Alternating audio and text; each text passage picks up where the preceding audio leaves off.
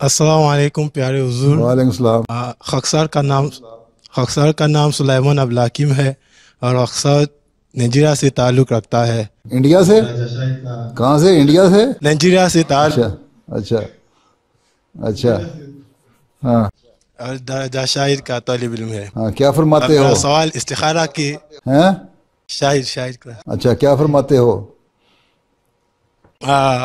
میرا سوال استخارہ کے بارے میں ہے کہ دعا کرنے کے بعد بھی بعض اوقات خواب نہیں آتی، تو حساس موضوعات کے بارے میں کیسے فیصلہ کیا جائے؟ مثلا شادی کرنے کے لیے رشتہ قبول کرنا یا نہ کرنا. اچھا، سارا زور تمہارا شادی پہ استخارے کا ہے ہیں؟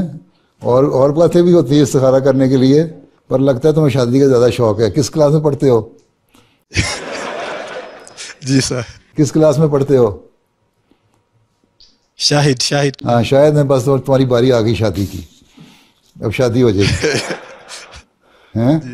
تو اصل میں بات یہ ہے کہ استخارہ کیا چیز ہے. استخارہ تم جامعہ میں پڑھتے ہو، شاید میں پڑھتے ہو، تو پتہ ہونا چاہیے استخارے کا مطلب ہے کہ اللہ تعالیٰ سے خیر مانگنا، کہ جو میں دعا کر رہا ہوں اس میں اللہ تعالیٰ میرے لیے خیر رکھ دے، اور اگر خیر ہے تو میرے دل کو تسلی ہو جائے، اور اگر اللہ تعالیٰ چاہے تو خواب کے ذریعے بھی تسلی کر دیتا ہے. کہیں استخبارہ نہیں لکھا ہوا. اللہ تعالیٰ نے یہ نہیں کہا کہ اس خبر میں تمہیں دوں گا، ضرور تمہیں خواب دکھاؤں گا ہیں اور تمہیں خبر دوں گا، تمہیں الہام کروں گا، کوئی تمہیں رویا کشف ظاہر ہوگا کہ ہاں یہ لڑکی جو ہے نا، مولوی کیا نام ہے تمہارا؟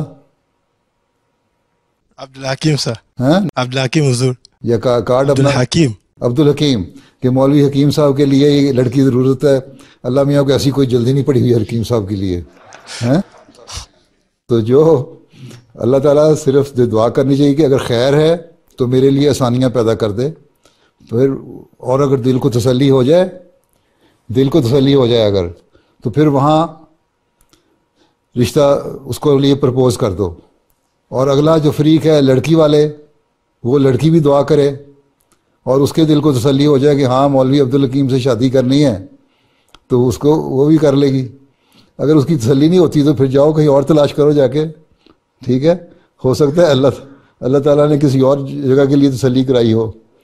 ٹھیک ہے، تو ادھر خوابوں کے پیچھے نہ پڑا کرو. خوابیں ضروری نہیں ہوتی آنی، صرف دل کی تسلی ہونی چاہیے. دل کو سکون مل جائے اگر ایک رشتے پہ تو بس ٹھیک ہے، وہاں پرپوز کر دو. اب اگلے کی مرضی ہے اس کو منظور کرتا ہے کہ نہیں کرتا.